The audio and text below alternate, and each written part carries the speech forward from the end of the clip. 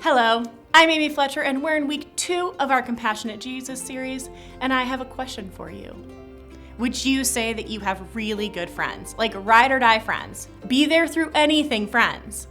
When I was in 7th grade, we moved from Pittsburgh, Pennsylvania to Kansas City, and the worst part of it was having to start all over finding true and honest friends. I found a lot of my really good friends at my church, and they helped me through some really hard times as a teenager. We bonded over serve trips, choir tours, and weekly youth group. We were consistently at each other's houses all day on Sundays. We would leave church to go to someone's house for lunch, hang out and play games, or sometimes just watch movies and work on homework before youth group that evening. Some of my best memories from middle school and high school are simply being with my friends and sharing our lives together. I have a best friend, a true be there through anything type of friend now. We've walked through some really good times, laughing till we cried, acting goofy, trying on ridiculous dresses at the mall. By the way, you never grow out of that. And losing track of time, just talking, sharing stories, sometimes until the wee hours of the morning. We've also walked through some really hard stuff together, encouraging each other through job changes, healing after some toxic relationships, and simply providing a meal when the other one was sick.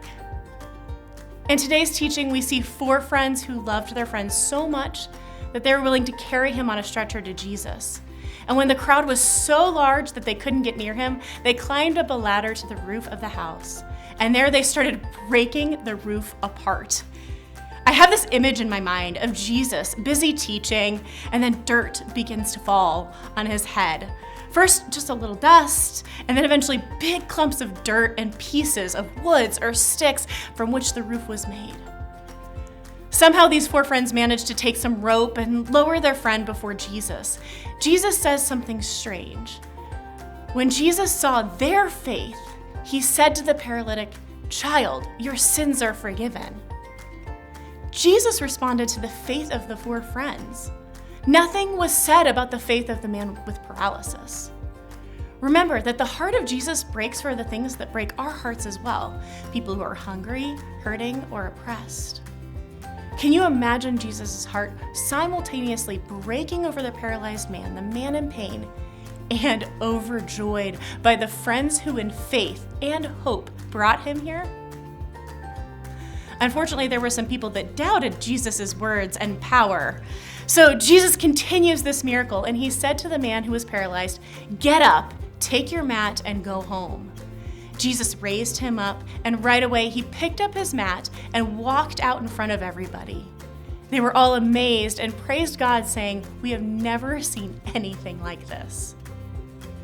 This inspiring scene comes to life because people who were inspired by the compassionate love of Jesus were willing to go out of their way to offer love and kindness to a paralyzed man who needed healing desperately.